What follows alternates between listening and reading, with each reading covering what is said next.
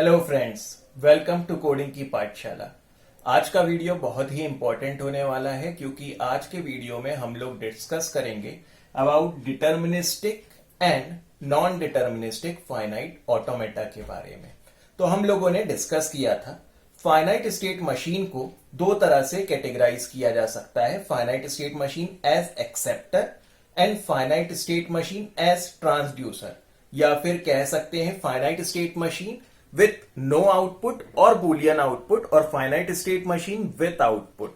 तो finite state machine with output एक ऐसी फाइनाइट स्टेट मशीन थी जहां पर हम कुछ इनपुट देते हैं और वहां से हमें वो कुछ प्रोसेस करने के बाद क्या देता है, आउटपुट देता है। लेकिन finite state machine as acceptor, इस मशीन का काम है यूजर से इनपुट में एक स्ट्रिंग लेना और चेक करना क्या वो स्ट्रिंग किसी एक पर्टिकुलर, जो भी लैंग्वेज के लिए हमने वो फाइनाइट स्टेट मशीन बनाई है, क्या वो स्ट्रिंग उस लैंग्वेज को बिलोंग करती है कि नहीं करती। अगर हाँ तो वो हमें आउटपुट दे देगी वैलिड, अदरवाइज वो हमें आउटपुट क्या दे देगा, इनवैलिड। तो ये finite state machine as acceptor क्या है, कैसे बनाते हैं, ये कुछ लास्ट वीडियोस में हम लोगों ने डिस्कस किया था ट्रांजिशन डायग्राम की हेल्प से। अभी मैथमेटिकली डिस्कस नहीं किया है।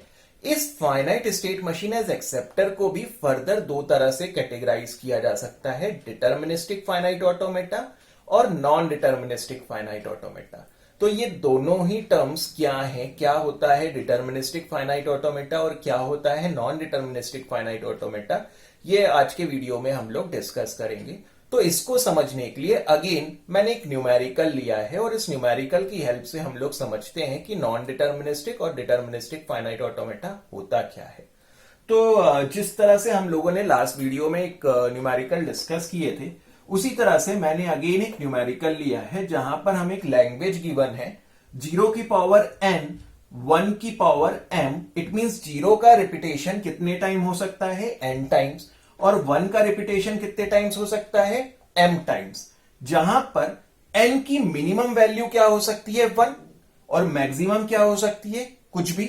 इसी तरह से m की मिनिमम वैल्यू क्या होगी, 0, यानी हो सकता है 1 कितने टाइम रिपीट होगा, m टाइम्स। हो सकता है 1 कितने टाइम्स रिपीट हो, 0 टाइम्स, यानी 1 आए ना हमारे सीरीज में। तो मिनिमम कितने टाइम्स हो सकता है, 0, और मैक्सिमम कितना हो सकता है, कितना भी। तो इट मींस हमारी स्ट्रिंग किस तरह से बनेगी, पहले 0 आएगा और कितने 0 आएंगे, एटलीस्ट एक 0 तो आएगा, लेकिन एक से ज्यादा भी हो सकते हैं, n जीरोस हो सकते हैं, लेकिन एटलीस्ट तो एक होगा। उसके बाद 1s आएंगे, कितने 1s हो सकते हैं, हो सकता है एक भी 1 ना हो, क्योंकि m का रिपीटेशन मिनिमम कितना हो सकता है, 0। तो हो सकता है एक भी 1 ना हो, या हो सकता है एक 1 हो, या हो सकता है 2 1 हो, या मैक्सिमम कितने भी 1s हो सकते हैं, m 1s हो सकते हैं। तो इस तरह की सीरीज यहां पर डिजाइन होगी। तो यहां पर अब मैं डायरेक्ट लिख रहा हूं क्योंकि इसे सॉल्व करना हम लोगों ने लास्ट वीडियो में डिस्कस किया था। तो किस तरह का सेट जनरेट करेगा, किस तरह के स्ट्रिंग्स का सेट जनरेट करेगा। मिनिमम देखें तो n की मिनिमम वैल्यू क्या रख सकते हैं, 1, यानी 0 मैक्सिमम मिनिमम कितनी बार आएगा, एटलीस्ट एक बार तो आएगा ही आएगा। और 1 कितनी बार आ सकता है, मिनिमम 0, यानी 1 आएगा ही नहीं, तो मिनिमम स्ट्रिंग क्या हो गई, 0। या फिर 0 0, अगर n की वैल्यू 2 रख दूं और m की वैल्यू 0 ही रहने दूं। या फिर 0 0,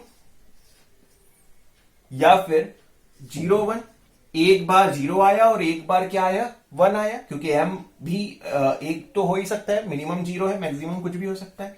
या फिर 0 1 1 एंड सो ऑन।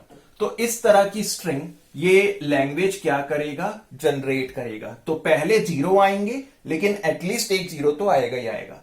फिर 1 आएंगे, हो सकता है 1 ना भी आए, हो सकता है 1 आए, और कितने भी आ सकते हैं। लेकिन एक बार 1 आ गया तो फिर क्या नहीं आ सकता, 0 नहीं आ सकता। तो ये हमारी लैंग्वेज है, सिग्मा क्या है, 0 1, यानी इस लैंग्वेज में सिर्फ और सिर्फ कौन से सिंबल आ सकते हैं, 0 और 1, इसके अलावा कुछ भी नहीं। ओके, तो डिजाइन करते हैं इसके लिए फाइनाइट स्टेट मशीन। तो सबसे पहले मैं इसके लिए बनाने की कोशिश करता हूं। मैंने यहां पर एक स्टेट बनाया, और ये किस तरह का स्टेट है, initial state. Initial minimum string के लिए बनाते हैं। मिनिमम स्ट्रिंग क्या है, 0।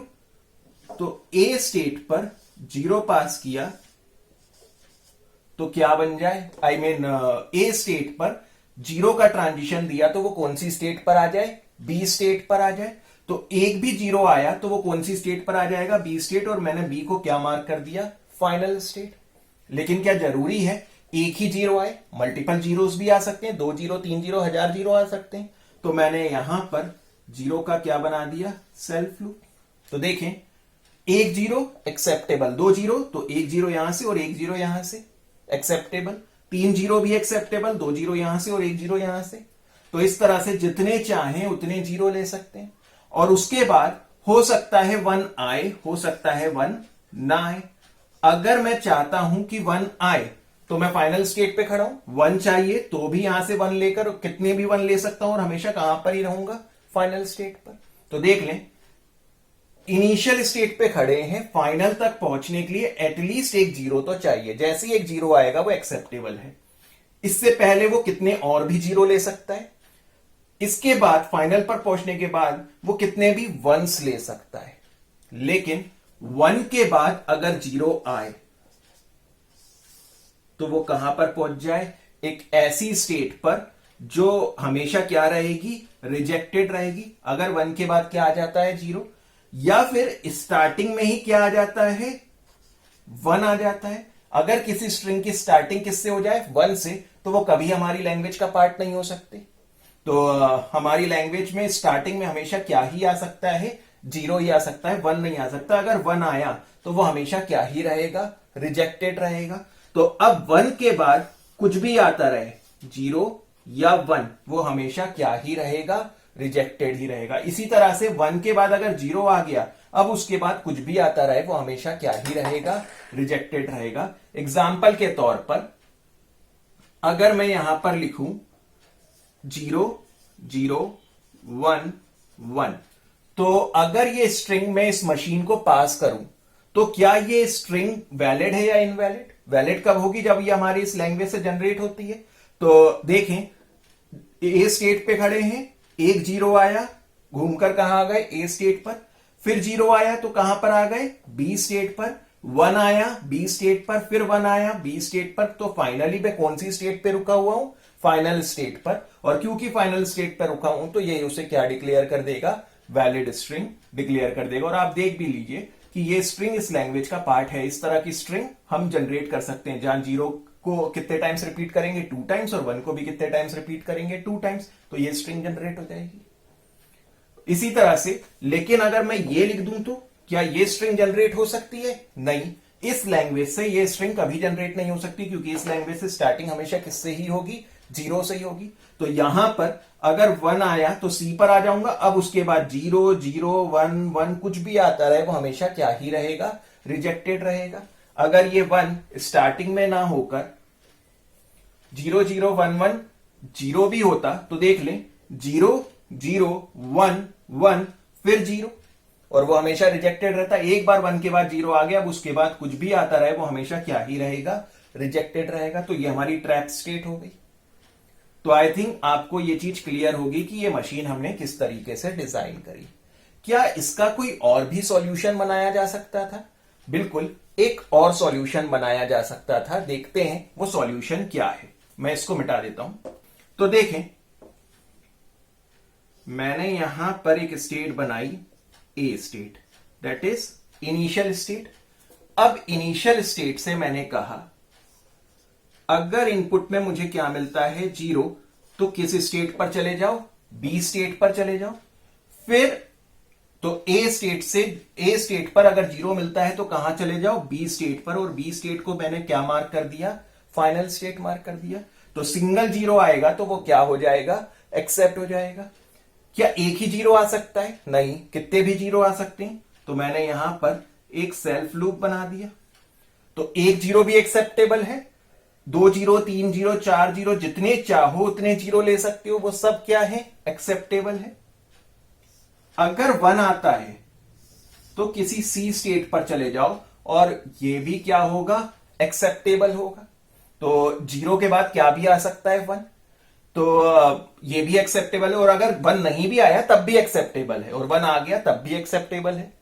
एक 1 आएगा ऐसा जरूरी नहीं है, कितने भी 1 हो सकते हैं, तो कितने भी 1 हो सकते हैं, तो मैंने यहां 1 का क्या बना दिया, एक सेल्फ लूप लगा दिया, यानी हमारी स्ट्रिंग में कितने भी 1 हो सकते हैं अगर पहले क्या आया हुआ है 0, तो 0 आने के बाद कितने भी 1 एक्सेप्टेबल है।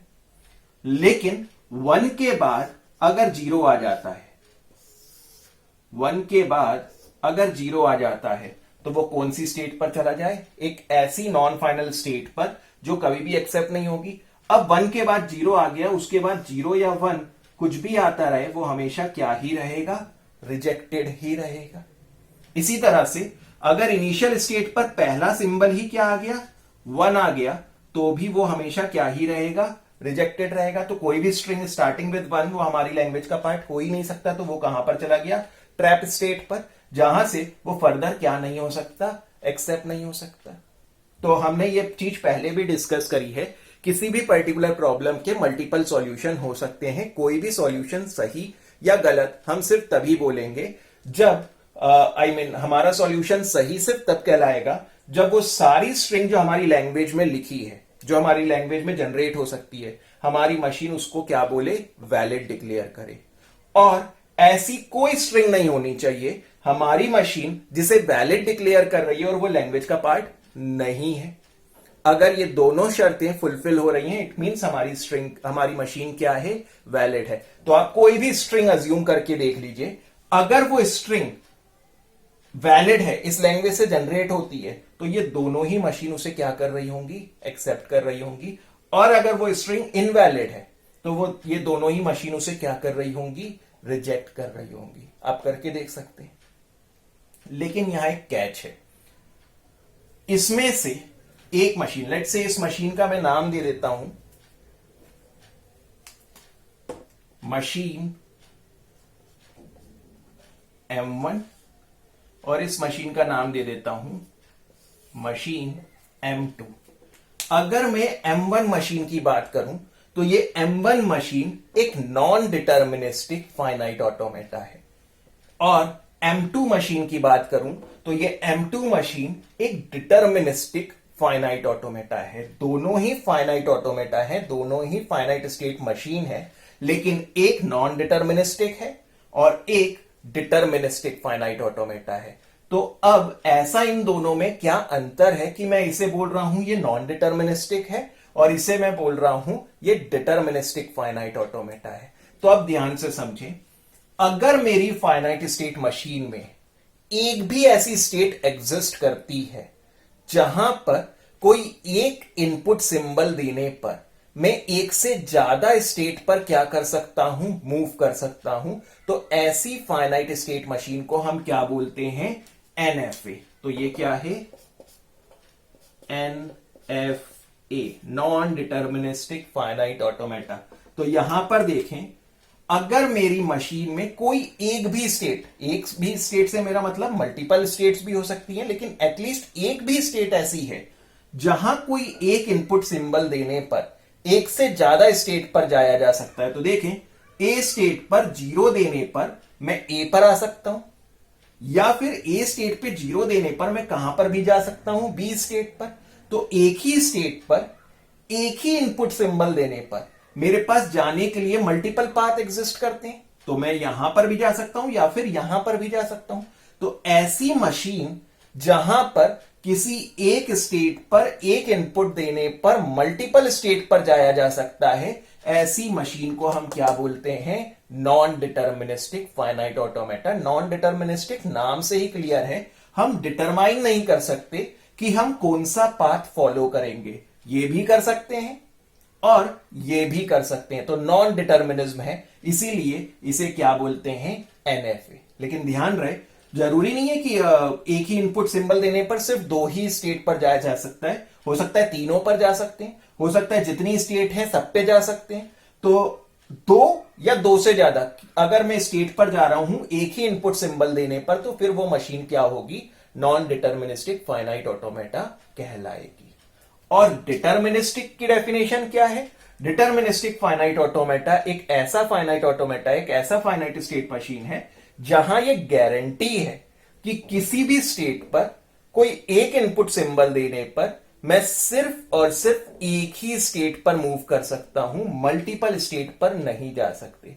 तो कोई एक स्टेट पर, कोई एक इनपुट सिंबल के लिए मैं सिर्फ एक ही स्टेट पर जा सकता हूं। जैसे आप देख सकते हो, ए स्टेट पर 0 देने पर सिर्फ मैं बी पर जा सकता हूं और कहीं नहीं, 1 देने पर सिर्फ डी पर जा सकता हूं और कहीं नहीं, बी से 0 देने पर सिर्फ बी पर जा सकता हूं और कहीं नहीं, 1 देने पर सी पर, सी से 1 देने पर सी पर, 0 देने पर डी पर, डी से भी 0 देने पर सिर्फ डी पर, डी से 1 देने पर डी पर। तो किसी भी एक स्टेट से एक इनपुट सिंबल देने पर अगर मैं सिर्फ एक ही स्टेट पर जा सकता हूं तो इस तरह की मशीन क्या कहलाएगी? Deterministic finite automata. तो यहां पर डिटर्मिनिज्म है, यहां आप किसी भी पॉइंट पर कह सकते हो कि इस पोजीशन पर ये इनपुट मिलने पर मैं यहां पर जाऊंगा। यहां नहीं बोल सकता था, यहां नॉन डिटर्मिनिज्म था। यहां पर ए पॉइंट पर अगर आप खड़े हो और आपको इनपुट में 0 मिला तो क्या आप मुझे बता सकते हो कि आप यहां जाओगे कि यहां घूमकर यहां आओगे? नहीं बता सकते, इसलिए ये नॉन डिटर्मिनिस्टिक था। तो आई होप आपको ये चीज समझ में आ रही होगी कि दोनों ही फाइनाइट स्टेट मशीन है, लेकिन इसे हम क्या बोलेंगे? Deterministic finite automata. इसे हम क्या बोलेंगे? Non deterministic finite automata.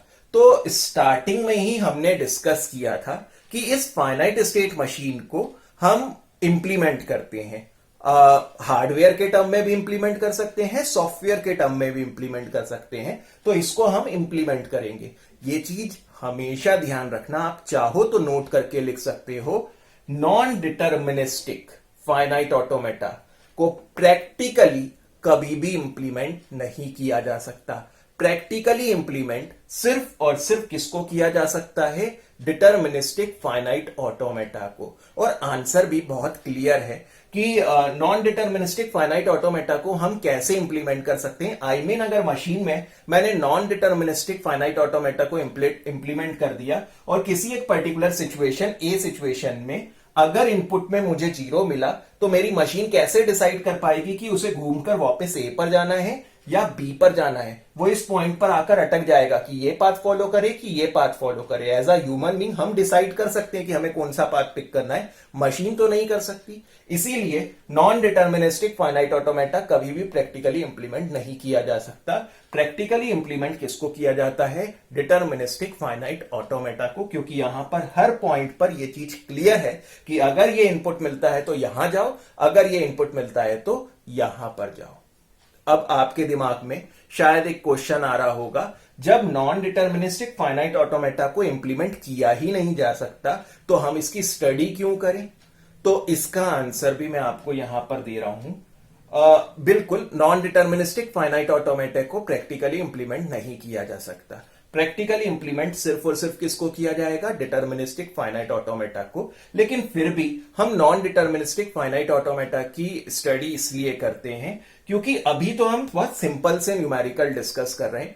आगे चलकर हम अपने न्यूमेरिकल की कॉम्प्लेक्सिटी थोड़ी सी बढ़ा देंगे और हम देखेंगे कि किसी पर्टिकुलर प्रॉब्लम के लिए direct deterministic finite automata design करना हमारे लिए बहुत मुश्किल हो रहा होगा, या शायद हम डिटर्मिनिस्टिक फाइनाइट ऑटोमेटा डिजाइन कर ही नहीं पा रहे होंगे उस पर्टिकुलर प्रॉब्लम के लिए। आई मीन सोचते हुए नहीं कर पा रहे होंगे। लेकिन हम वहां पर देखेंगे कि उसके लिए बहुत आसानी से हम क्या डिजाइन कर पा रहे होंगे? Non deterministic finite automata. तो हो सकता है कुछ कॉम्प्लिकेटेड प्रॉब्लम के लिए non deterministic finite automata design करना ज्यादा आसान है कंपेयर टू किससे? डिटर्मिनिस्टिक फाइनाइट ऑटोमेटा से। लेकिन इसे तो इंप्लीमेंट किया नहीं जा सकता। तो हमारे पास ऐसी कुछ वेल डिफाइंड स्टेप्स हैं जिन्हें फॉलो करके हम किसी भी नॉन डिटर्मिनिस्टिक फाइनाइट ऑटोमेटा को कन्वर्ट कर सकते हैं। किसमें? उसके डिटर्मिनिस्टिक फाइनाइट ऑटोमेटा में, यानी इस तरह की मशीन में। तो हमारी प्रॉब्लम की कॉम्प्लिकेशंस को आसान करने के लिए हम एक आसान तरीके से उसके लिए आई मीन किसी भी प्रॉब्लम के लिए क्या सोच लेते हैं? नॉन डिटर्मिनिस्टिक, और उसे फिर किसी मेथड को फॉलो करते हुए किसमें कन्वर्ट कर देते हैं? डिटर्मिनिस्टिक फाइनाइट ऑटोमेटा में। वो मेथड क्या है हम डिटेल में डिस्कस करेंगे, फिलहाल अभी हमारा इंटेंशन वो समझना नहीं है। तो इसीलिए हम किसकी भी स्टडी कर रहे हैं? नॉन डिटर्मिनिस्टिक फाइनाइट ऑटोमेटा की भी स्टडी कर रहे हैं, और उसके बाद हम डिस्कस भी करेंगे कि किस तरह से किसी भी नॉन डिटर्मिनिस्टिक फाइनाइट ऑटोमेटा को डिटर्मिनिस्टिक फाइनाइट ऑटोमेटा में कन्वर्ट किया जा सकता है। ये गारंटी है कि अगर आपने किसी पर्टिकुलर प्रॉब्लम के लिए non deterministic finite automata design कर लिया तो उसके इक्विवेलेंट डिटर्मिनिस्टिक फाइनाइट ऑटोमेटा भी एग्जिस्ट करता है। तो आई होप आपको ये सारी चीजें समझ में आई होंगी। तो नॉन डिटर्मिनिस्टिक फाइनाइट ऑटोमेटा किसको बोलते हैं, डिटर्मिनिस्टिक फाइनाइट ऑटोमेटा किसको बोलते हैं, तो एक बार चलते हैं अपने सिस्टम के पास और इसकी डेफिनेशन भी नोट कर लेते हैं। तो दोस्तों, जैसा हम लोगों ने लास्ट वीडियो में डिस्कस भी किया था, फाइनाइट स्टेट मशीन को दो तरह से कैटेगराइज किया जा सकता है, finite state machine as acceptor या finite state machine as transducer और विथ आउटपुट। और finite state machine as acceptor, जिसे हम अभी स्टडी भी कर रहे हैं, इसको फर्दर दो तरह से कैटेगराइज किया जा सकता है, deterministic finite automata in short DFA and non deterministic finite automata in short NFA, जिसे अभी हमने कुछ देर पहले ही डिस्कस किया है। तो नॉन डिटर्मिनिस्टिक फाइनाइट ऑटोमेटा क्या है? Non deterministic finite automata is a finite state machine where exist some state from which two or more transitions are possible from same input symbol। तो ऐसा फाइनाइट स्टेट मशीन जहां पर at least एक state ऐसी exist करती है जहां पर दो या दो से ज्यादा ट्रांजिशन पॉसिबल हैं एक ही इनपुट सिंबल के लिए। तो एक ही इनपुट सिंबल से दो या दो से ज्यादा अगर ट्रांजिशंस हो रहे हैं, हम किसी दूसरी स्टेट्स पे जा रहे हैं, तो फिर इस तरह की मशीन को हम क्या बोलेंगे, इस तरह के ऑटोमेटा को हम क्या बोलेंगे? Non deterministic finite automata. और डिटर्मिनिस्टिक फाइनाइट ऑटोमेटा क्या होगा? Deterministic finite automata is a finite state machine where from each state there will be a unique transition for a input symbol. तो किसी भी एक इनपुट सिंबल के लिए इस ऑटोमेटा में यूनिक ट्रांजिशन ही होगा, सिर्फ और सिर्फ एक ही ट्रांजिशन होगा। तो आई होप आपको नॉन डिटर्मिनिस्टिक और डिटर्मिनिस्टिक के बीच का डिफरेंस क्लियर हो गया होगा। नेक्स्ट वीडियो में हम लोग मैथमेटिकली इस मशीन को किस तरह से डिफाइन कर सकते हैं वो भी डिस्कस करेंगे। तो अगर आपको ये वीडियो पसंद आया हो तो अपना लाइक इस वीडियो को जरूर दें। अगर आपने इस चैनल को सब्सक्राइब नहीं किया है तो मैं आपसे रिक्वेस्ट करूंगा, प्लीज इस चैनल को सब्सक्राइब भी कर लें। आपको बगल में बेल आइकन दिख रही होगी, उस पर भी क्लिक कर दें ताकि आने वाले वीडियोस के नोटिफिकेशंस आपको मिल सकें। अगर आपने इससे पुराने वीडियो नहीं देखे, डायरेक्ट इस वीडियो से आप देखना स्टार्ट कर रहे हैं, तो मैं अगेन आपको रिकमेंड करूंगा कि आप पुराने वीडियोस भी देखें, तभी आपको ये वीडियो ज़्यादा बेहतर तरीके से समझ में आ पाएगा। पुराने वीडियो देखने के लिए इस चैनल की जो लिंक है और प्लेलिस्ट की लिंक मैं अपने डिस्क्रिप्शन में मेंशन कर दूंगा, आप वहां से उसे एक्सेस कर सकते हैं। प्लेलिस्ट पर जैसे ही आप क्लिक करेंगे आपको जितने भी पुराने वीडियोस हैं वो सारे मिल जाएंगे। तो चलिए आज के लिए इतना ही डिस्कस करते हैं, मिलते हैं नेक्स्ट वीडियो में। Till then bye.